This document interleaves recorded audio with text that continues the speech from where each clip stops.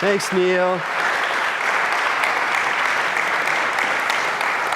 Hi, everybody. It's wonderful to be back in New York City. I lived here for many years, and thanks very much, Neil, for inviting me, and it worked out really well. I was here to do a couple of other events, so the timing was excellent. What I want to talk about today, the title again is Between Nature and Supernature, or Supernatural and Supernatural, is the dynamic tension that psychedelics bring to the fore in the modern world between the sacred and the secular, or between the naturalistic accounts and supernaturalistic accounts, or in a slightly different framework between materialism, not in the sense of like wanting to collect things, but in the sense that we can account for everything essentially in terms of the dynamics of matter moving through time, historical forces, our own motivations we can talk about in terms of the body and the brain. And on the other hand, we could say idealism or even spiritualism, the idea that there is some kind of spirit or incorporeal essence or entity that resists or lurks outside of that materialist framework. So of course this is a very important dynamic in our civilization, in our culture. And I will be speaking mostly from the secular side, in the sense that I'm interested in the way that the sacred challenges, undermines, and also calls forth secular or materialist accounts, and that this dynamic is an incredibly important one, and one that affects us all personally. It has to do with the difficult ways we try to seek spirituality and yet find ourselves unable to plug into traditional frameworks of religion and previous ways that cultures have organized sacred desire and sacred experience, because we're moderns. We're part of this evolving civilization, for better or worse, that has invested a tremendous amount of explanatory power for very good reasons into materialist accounts that are themselves changing and transforming every day. As we learn more about neurology, any claims we're going to make about sacred experience have to change and have to shift. But at the same time, I want to suggest that in a very powerful and very profound way, the sacred continues to beckon beyond the frameworks that we establish from a secular perspective. And this is particularly observable in a number of different domains with psychedelics. And it's one of the things that makes studying psychedelics from a kind of cultural, anthropological, and also psychological, neurological angle extraordinarily interesting and very, very important. And one that I think will actually become even more important in a variety of ways as we in the West begin to wrestle with, in more subtle ways, this fundamental tension between materialism and a more spiritual account of reality. Because of course that there's tremendous forces out there who are interested in a solely rationalist, materialist account of things and see everything else as being a bunch of hooey. And at the same time, of course, we're sitting there and looking at the contemporary manifestation of traditional religious impulses, and they're extraordinarily problematic. So for those of us who are in between, who are drawn towards spirituality, drawn towards sacred experience, and yet uncomfortable with the traditional frameworks that people approach these, psychedelics play a very important and crucial role. But before I talk more about psychedelics, I just wanted to bring up another example, something that doesn't involve psychedelics, that gives you a little sense of how I'm trying to approach these things in terms of cultural history, anthropology, and a relationship to the body, relationship to the sort of object that materialists and secular explanations want to remain in. And that example is yoga in America. This year, Stephanie Simon came out with a great book called The Subtle Body, which is a cultural history of yoga in America. And one of her arguments that I think is very well supported is the way she talks about once people began to practice something like hatha yoga around the turn of the last century, starting in many ways in New York City. At least her story starts here in many ways, with the omnipotent but I'll leave him aside. And what she charts, again, quite believably, is a kind of sine wave of the development and the experience of yoga in the West from then to now, or slightly over a century time, in terms of how people experienced it and practiced it in terms of its spirituality.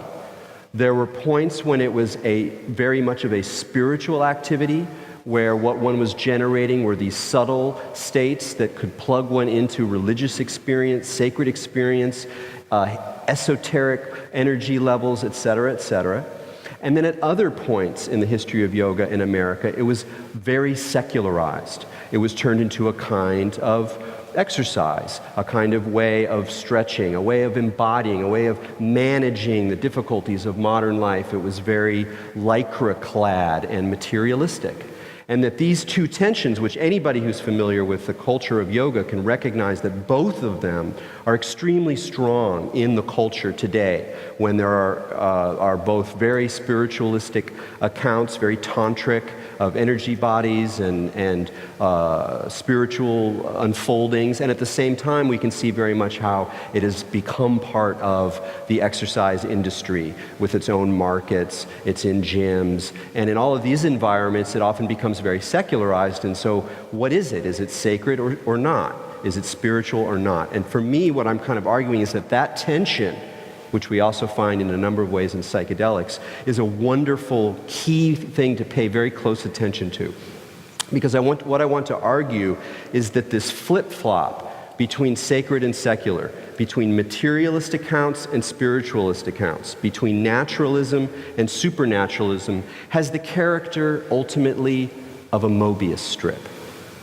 As you're familiar, a Mobius strip is, a strip of paper that of course has two sides, like any strip of paper topographically, and yet it's constructed in a way that if you follow one side, you'll find yourself on the other side.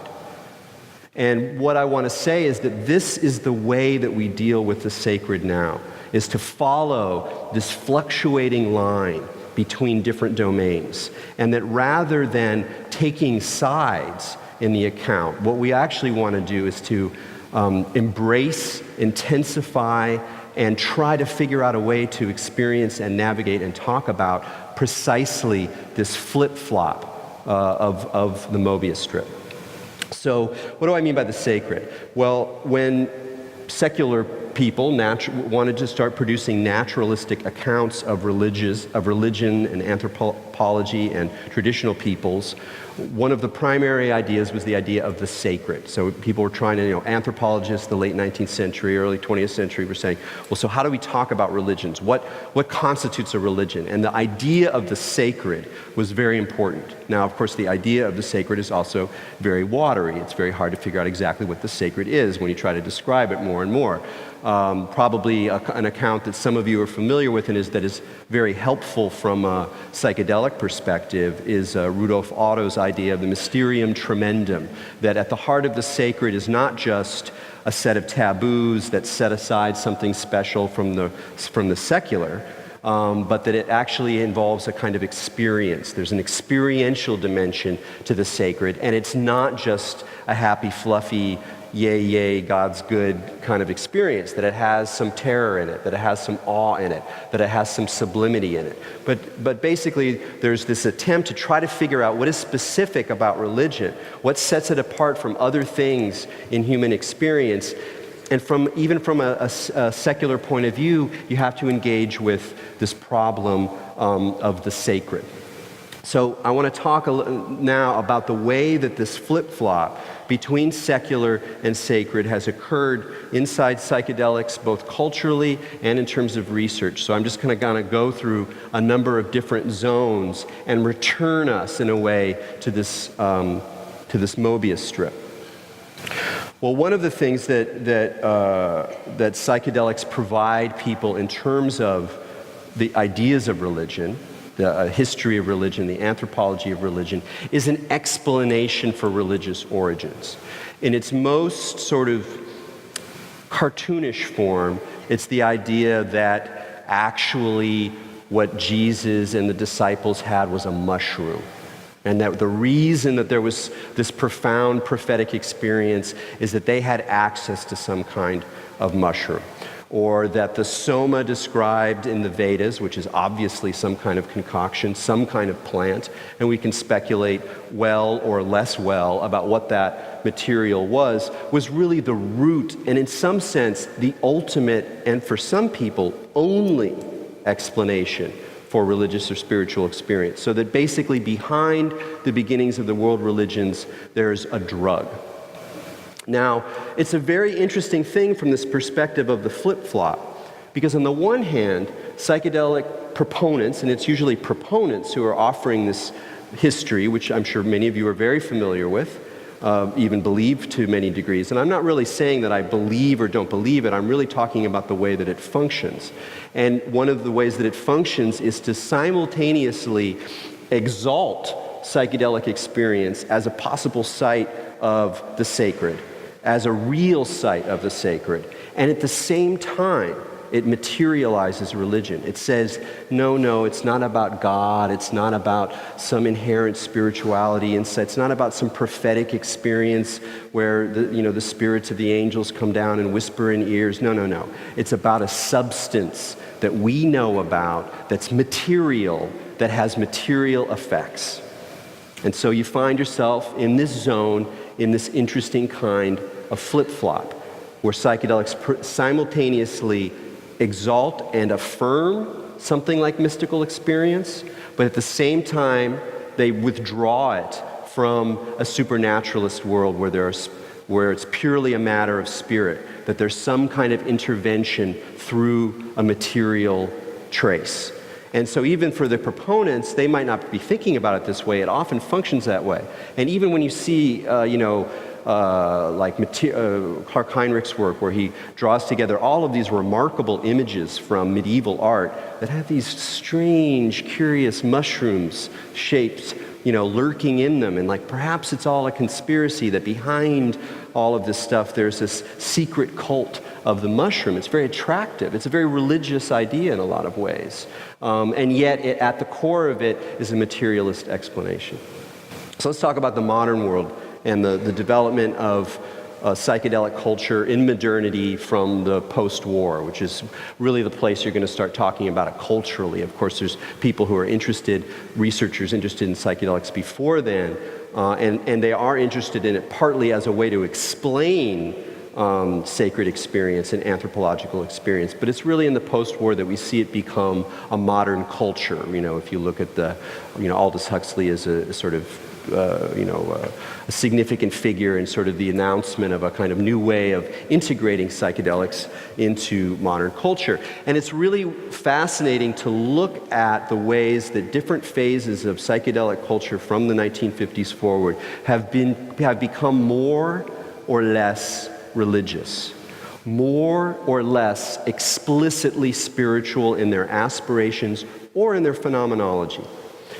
Interestingly, if you look at a lot of accounts from the 1950s, when the form of psychedelics, i.e. the form of taking them, the set and setting, was not particularly or aggressively religious, that the content of a lot of experiences, particularly LSD experiences, is full, overspilling with religious imagery. That's itself already kind of interesting. And then in the 1960s, of course, psychedelics become part of, and in many ways stimulate, the countercultural desire to find and recover ways of being and knowing that are outside of the framework of modernity, outside the framework of materialism, of science, of all of these secular explanations. And so it begins to fire up all of these different practices, interest in Buddhism, interested in Tantra, interest in a variety of practices in the occult, in astrology, and in ethnobotany, and what we would think of as kind of neo-shamanic context. So there's a big upsurge of interest in these things. And yet, the more you look at it, it's hard to say exactly how formally religious a lot of these explorations are. In fact, they almost are defined by a kind of informality that mixes secular and sacred. A Grateful Dead concert is a wonderful example. As a historian or anthropologist of religion, it's very easy to talk about a Grateful Dead concert since circa 1974 as being a kind of psychedelic ritual, as having characteristics that we can see very clearly from religious history as being, in a sense, a kind of ecstatic, shared religion of transcendence and ecstasy. But yet, if you actually go and talk to people and how do they experience and how they say it, they will have widely varying degrees of religious identification with what they're doing, or even spiritual identification with what they're doing. For a lot of people, it was just a great way to get off and have a great time. So there's this tension inside countercultural psychedelic experience between spiritual explanations and interests and very hedonistic, very materialist ways of understanding it, where it's just part of the way you enjoy life, and there's all of that stuff is kind of goofy, which is interesting. Another interesting fact is that in a couple of examples, there are substances that are introduced or that people become interested in that have already with them a kind of religious framework. These are ethno-botanical substances or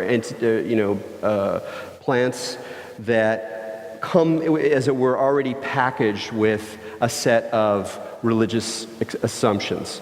The great example here is the discovery of the mushroom cult in Oaxaca, Gordon Wasson's famous article. So the introduction of the mushroom into the psychedelic imagination of what we would then call the counterculture comes with it the idea that this is part of, or at least potentially part of, religion.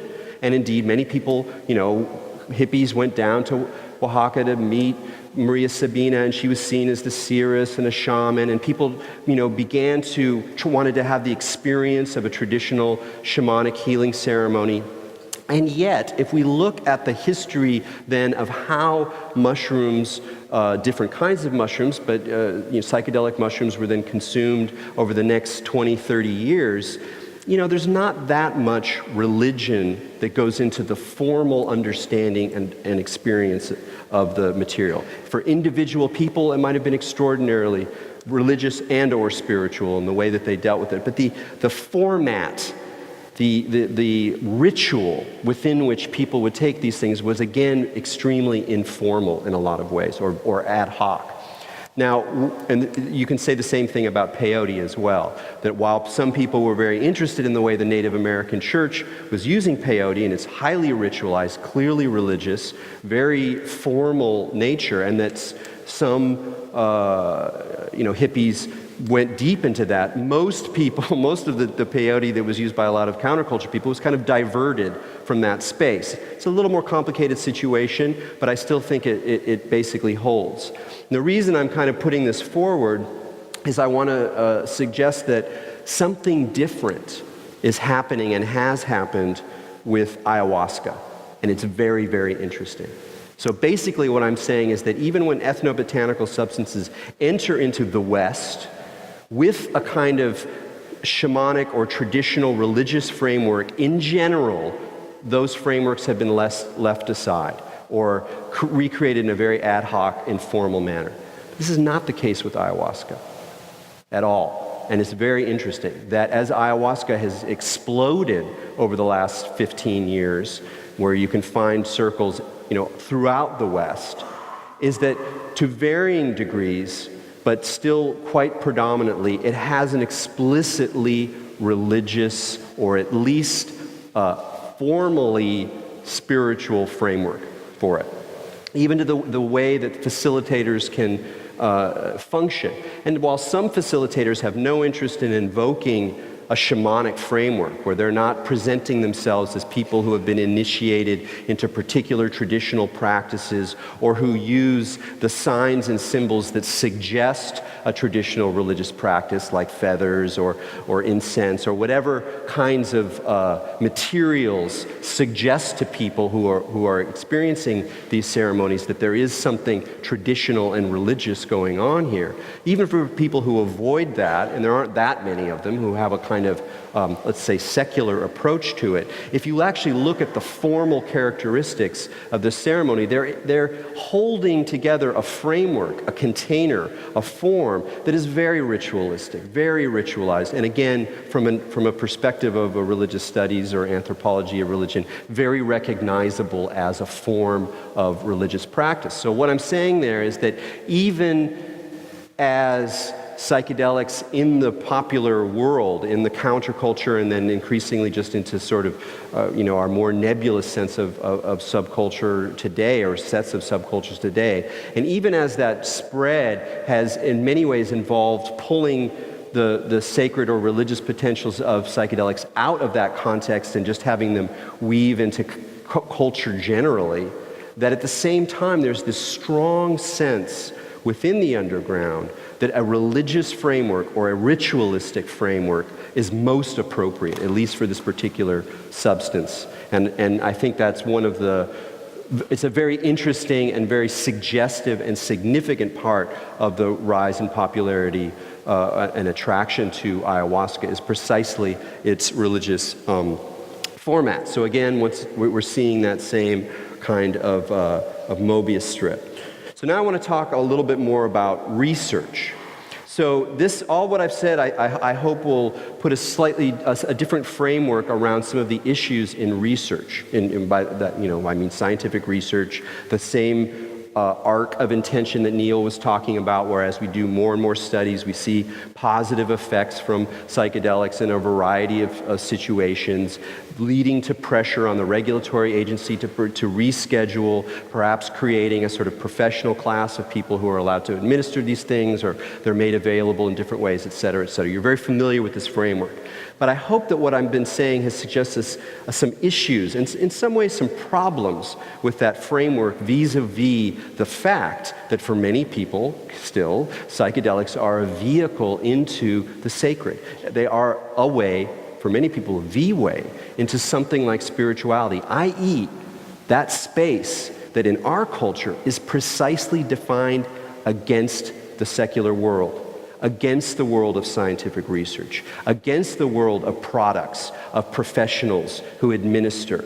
So it's a very interesting situation. Can the research world absorb those deeper spiritual needs, or are we still at a schizophrenic part of our culture where we need things to be outside of that framework in order to allow the sense of a genuinely sacred or spiritual experience? I don't know.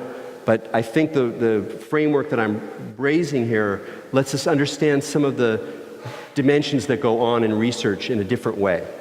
And I want to talk about a couple examples.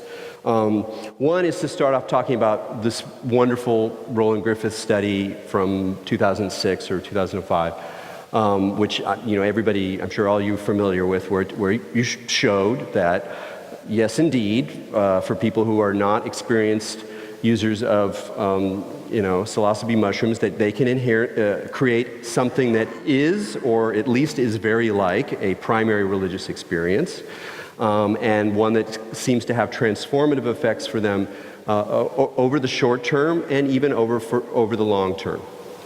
Now, there's a couple of different ways to go with this study, which is, on one level, wonderful from the research perspective, from the people, from that narrative of change in the way that psychedelics function in our society.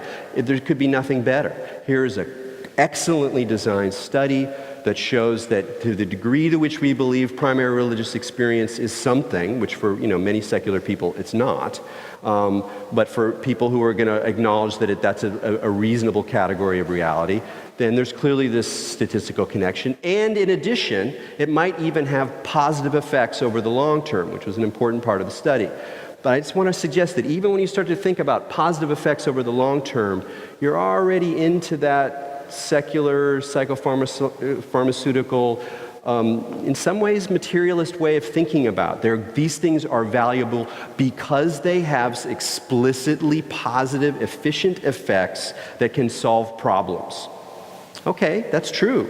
It's wonderful. That's part of the transformative force. But you're already on that Mobius strip line when you start to acknowledge that. Now, there's another way of thinking about the Griffiths study, and I'm just going to say it as bluntly as possible, which is that on the one hand, if you're invested in this research model, wonderful news, great, it was in the papers, great. But my first reaction when I saw it, just my personal individual reaction, was like, no shit, Sherlock. Like, we all knew that. Everybody knows that. Anybody who looks, even people who have not had the experience, who looks at the history of the counterculture, who looks at, ethnobotany or whatever, yeah, we know that. So what exactly is the status of that knowledge? What is the relationship between the we who already know that psychedelics are directly related to the potential for primary spiritual experience and this research fact, this new form of knowledge that enters into a system that is fundamentally secular, fundamentally materialist in its raison d'etre, in its performativity, in the ways in which it reproduces itself in the world. So the fact of that tension, I think, points us to some ways in which if we are invested in the full potential, the full transformative potential of the psychedelic experience, we have to acknowledge that the research model alone doesn't necessarily fit the bill, or rather that it's not sufficient. There's something else that's going on here, and there's some other way of understanding and the very real situation of how psychedelics function outside of conventional culture, outside the law, and their potential spiritual effects. In the most extreme, and I'm overstating my case, is that if psychedelics were legalized tomorrow, across the board, no longer any schedule, they're available, that they might actually lose some of the very effect that allows them to function as spiritually transformative agents in people's lives. I don't know that, but I'm just saying that part of their effect is that they exist outside of that framework. And because secular society is still so incredibly secular, that it's inevitable that they become part of the very machine that people who are seeking spiritual experience, reconnection to nature, a sense of self that's not based on the personality that's part of our mundane world, are looking for. It's just a suggestion. I'm open. I want to ask some questions. Which is not to say that I don't think that the scientific approach is valuable. In fact, the part of it that I think is incredibly valuable and also incredibly useful for anyone who's really invested in the psychedelic experience as a vehicle of spirituality is the questions it makes us ask about the brain and about neurology and about how it is that these phenomena occur. I'm sure some of you know, there's over the last 5 to 10 years, there's been a rise in what people call neurotheology. That is, people who are trying to account for the most sublime, transformative, out-of-hand, prophetic, visionary states of consciousness in terms of the brain. Now, there's a way to remember something important to think about this. If you are a materialist, and you want to say that everything that we can talk about can be accounted for in the brain, then you have an interesting problem, which is that you have to go into account for everything. And that means you have to account for déjà vu, clairvoyance, intense psychedelic experience, states of one, all of the sort of plethora of altered states which have for millennia been a source of spiritual meaning for so many people. That means you can't say they're just, that's not important, because they clearly happen. They clearly happen over and over and over and over and over again. But that creates this very interesting thing, because to take that stuff seriously, in some sense, you have to take it. To take DMT seriously, at some point, you have to take it. And if you believe that the sacred adheres, let's say, to the DMT flash, that the mysterium tremendum is unavoidably present in that extreme experience, that there's no way that your reality structure cannot be challenged, shattered, undermined, opened up by that pure experience, then on some way or another, neurology is on a collision course with the full power of the DMT experience. Now, what happens when that really gets deep? What happens when you really get in there? Really interesting stuff, really interesting research. So I'm not talking about research now that's the scale of how psychedelics can be healing for people, how they can help people with nicotine addiction or with PTSD. That's another level that is, very important. It's wonderful, but it also has those problems that I've been talking about, that it integrates psychedelics into the psycho-pharmacological model and into the realm of experts and the realm of profit motive and et cetera, that those things are inevitable, a price worth paying. But that's different than what I'm talking about here. What I'm talking about here is more philosophical, metaphysical, and scientific. It really has to do with how do you account for the psychedelic experience with the minutia of neurology.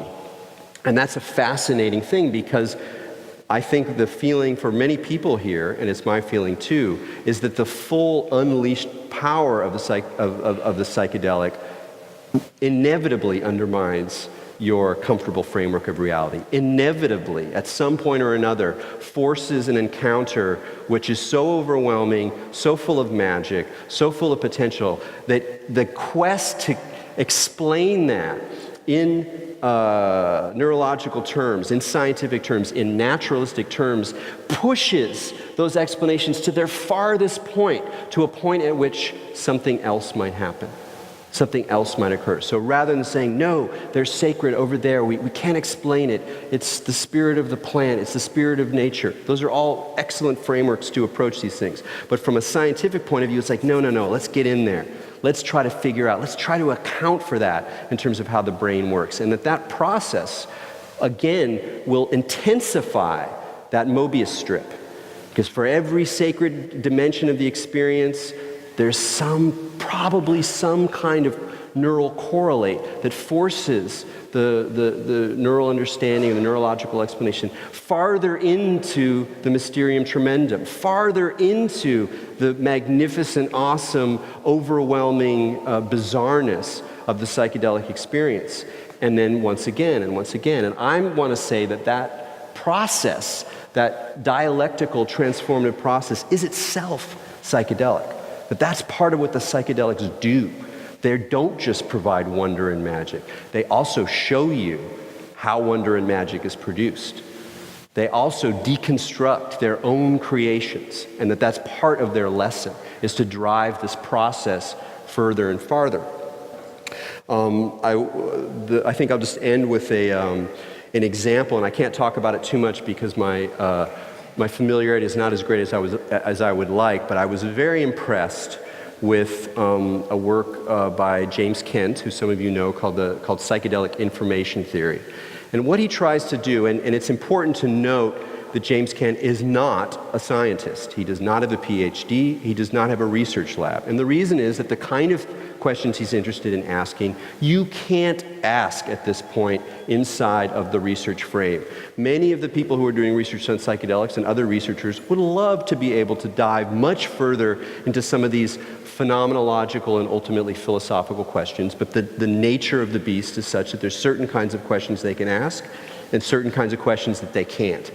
So James Kent, smart guy, polymath, he can read widely, and he spent a lot of time trying to come up with a model that he talks about as sort of shamanism for the 21st century. He's very brain-based in his approach while respecting the full majesty and wonder and transformative dimensions of the psychedelic experience. And basically what he tries to do is to understand how psychedelics work in terms of signal processing, in terms of information theory, in terms of feedback loops, looking at the brain not so much as a computer, but as a kind of media.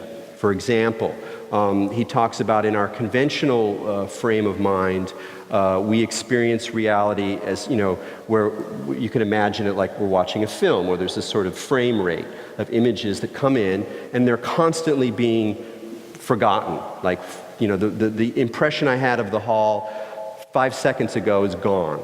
Exactly the way you were moving your hand and you were shuffling over there, it's just gone, keeps going away, so that I can maintain a very strong focus on the moment of perception that's carrying me forward. So it's like, it's all coherent. And he talks about the way, and you can show this really clearly with images, that one of the things that happens with the onset of psychedelic state is that the frame rate begins to change and you actually maintain some of those vanishing patterns. This is why you get trails, right? Because you're actually retaining a trace of those frames as they disappear. And so taking these kinds of ideas, talking about particularly how they affect a lot of psychedelic images, he's able to explain a lot of interesting things, like why do psychedelic images look like fractals? Why do mandalas look like the way they do? Why are those things appealing to look at? Why does the artwork and even the music that come out of, let's say, psytrance, a heavily psychedelic music and cultural scene that's designed to intensify and amplify psychedelic experience, why does it have the formal characteristics it does? Because in some ways, psychedelic experience is a kind of information system. It's a kind of media. It's a way of organizing perception and pattern and flow upon which far more marvelous and more difficult to describe things happen. I'm not saying he's like exhausted the explanation or explained how, entity phenomena happen or how higher order hallucinations emerge. But what I'm suggesting is that closer and closer we can get there. Not with a final explanation. I don't believe in final explanations. But that there is something that's being unleashed here about how our brains work, about how we construct reality. And the psychedelics are not just giving us a window into a magical, mystical, sacred world that our natural, secular, materialist world has forgotten. That's a common story you hear. But something more subtle and in some ways more profound and certainly more psychedelic, I think, is happening, which is that in many, many ways, the psychedelics are entering that world, and they're changing it. They're changing the terms with which we understand, experience, and produce, in many ways, these kinds of states. Taking that Mobius strip and making it finer and finer and more intense.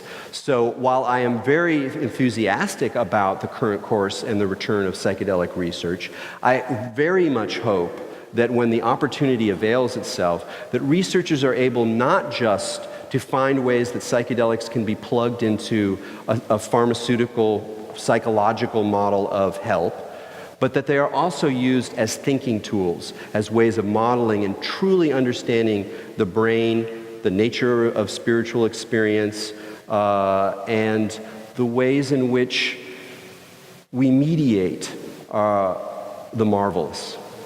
So I think I'll end there. Thank you very much for your attention.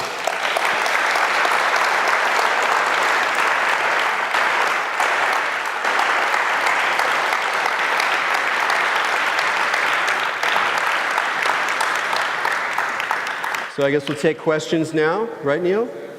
My question would be on your beginning of your speech with the older style religions saying that they were using the drugs as a materialistic thing.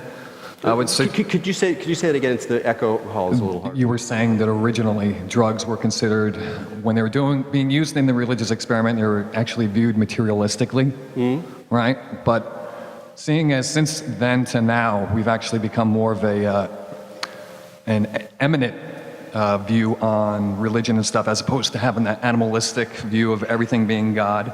So then wouldn't they just be taking God if they believed that back then? I'm sorry, I didn't quite get Well, is it? I'm sorry.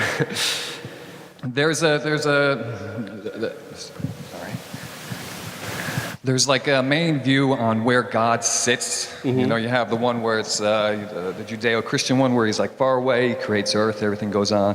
Then you have the other one where it's basically like we are all part of it. Right. Now, the monotheism apparently seemed to shift it to the far away God. Okay. But if God was everywhere, then it wouldn't be considered materialistic because you would just be taking the piece. Okay, that's fine. Yeah. No, I understand what you're talking about. Well, partly what I was talking about was how those explanations about the origin of religious experience function in that particular case, meaning that, that that for a lot of people who are, and, you know, I mean, I know them personally or whatever, who think a lot about the role of psychedelics in human society, they'll look at religious accounts of religious prophetic experience, whatever, and they'll go, whatever, that's just a mask for an experience of substance. And so in that sense, it's a materialist explanation in that rather than have to invoke some kind of psychological effect, I can talk about an actual thing that I can acknowledge in the framework of matter. I wasn't really talking so much on the metaphysical level, wherein you could say, well, yes, but if the sacred is everywhere, then why wouldn't it be in the plant as much as the cup, as much as myself? And that in many ways the world unfolded by psychedelics is one that will suggest that God is immanent, that all things contain that potential, that all things shine.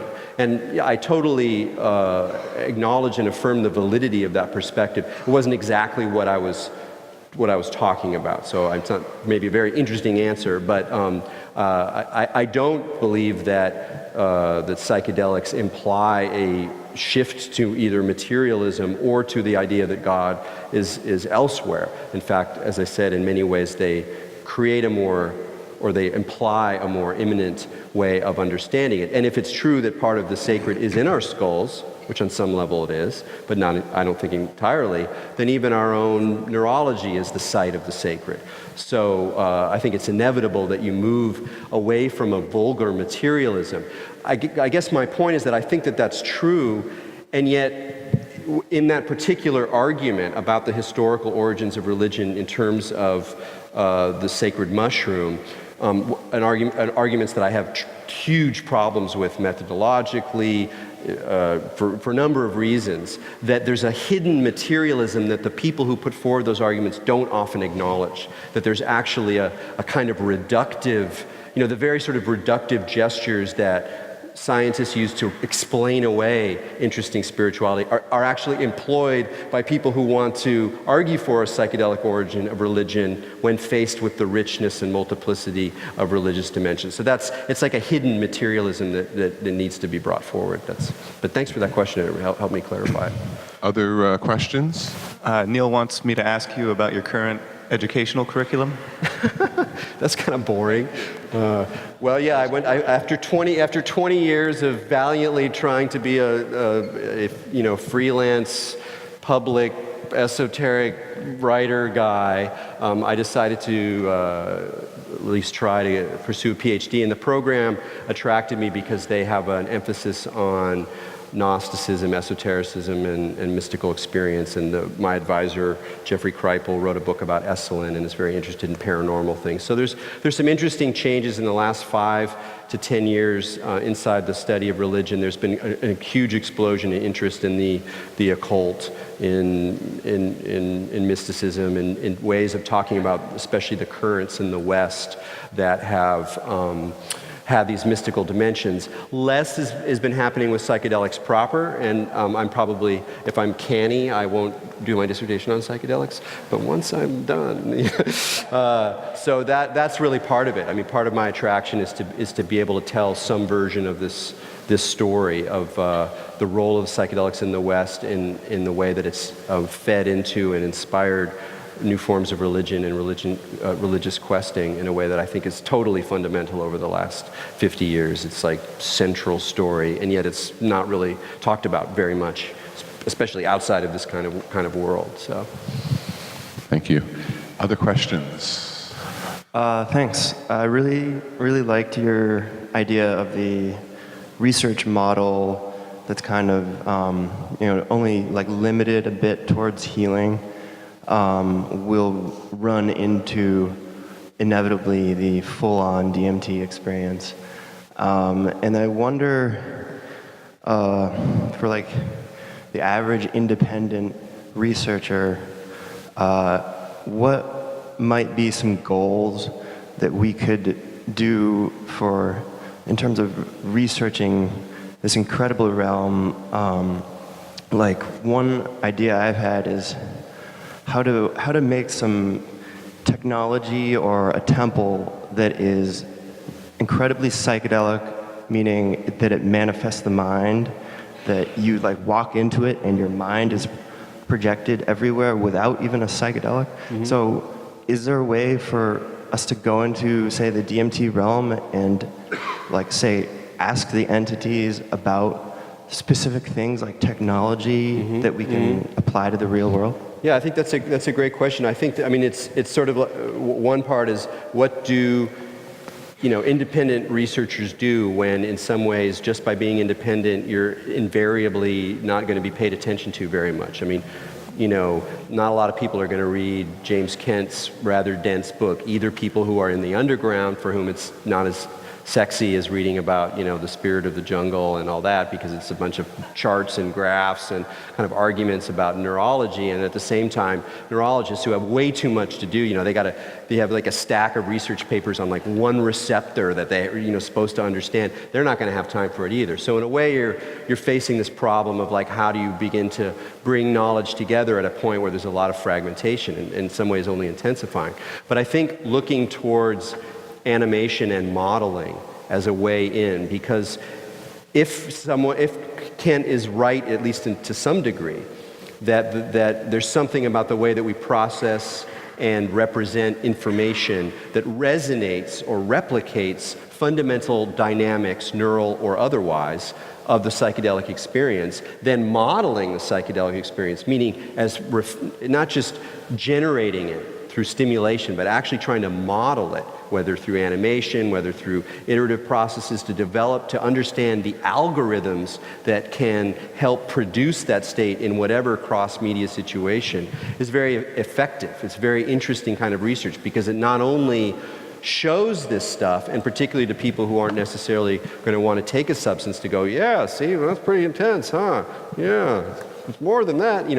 That's very helpful. But also the very knowledge that goes into producing the model helps to do precisely the process that I'm talking about, which is to deconstruct the experience as you go deeper into it. To understand how you can model it is also to be able to bring it online more intensely. And it's precisely that kind of process, which is sort of happening anyway. I mean, you can look at a lot of animation and music as attempting to model and reflect a lot of these signal processing elements that go into the psychedelic experience. In terms of asking, the entities, from what I hear from other folks, they sometimes give answers. I mean, there's certainly artists who go in there and get information, get models, get patterns, get words. So, you might get the hacker one who's going to give you the algorithm, Who knows? Other questions? I'm just wondering your thoughts about language and if you think that the language of the divine, so to speak, is becoming more secular, in particular like quantum mechanics or new branches in psychology like transpersonal psychology. Well, I'll just talk a little bit about, I think I'll leave the can of worms that is quantum physics in the can. But I will talk about language, that I think actually language is probably the closest model for that Mobius strip that we have. That if you get right down there, what is actually happening at that point between experience, between the large call of being and a more secular account or a more formal account or a more information account, that it looks a lot like language. That language is a code, it's a kind of technology that we have in our brains, in our world, and yet it is one of the, if not the primary vehicle for our experience and for our understanding, even if there's always something that's kind of exceeding it. So I think that paying attention to language and how language forms, particularly again talking about DMT and its relationship to code and the way that there's so many reports of kind of alien languages and the whole role that alien languages have played, not just in psychedelic experience, but also in the history of religion. There's a lot of alien languages that one finds. So there's some way in which, at a certain point, religious experience needs some kind of unusual code that has a language-like quality in order to do something new, to do something different. And so I've always been interested in that part of psychedelic art that pushes towards language. Just as popped into my head as a very good example, if people haven't gone to see the Brian Geisen exhibit at the New Museum, you gotta go. You gotta go see this stuff. It's really, really important. It's really, really key. And one of the things that Brian Geisen did, partly under the influence of cannabis, was to begin to create artworks that were sort of fake calligraphy, that drew from Arabic and drew from Japanese and drew from his own pattern recognition, and as a way of trying to generate and represent states of mind that he associated with the cannabis trance. And there's something about the specific quality of words that you can't understand, but you know they're words. They're not just designs. They're not just motifs. There's something more in them that seems really key to psychedelic visuals, towards the sense of meaning, how we read the landscape, how there's a sense that it's more than just an emotion, it's more than just a pattern, but there's something more like a language coming through these states. And you can see it in his wonderful designs there. So that's thanks for that question. So I think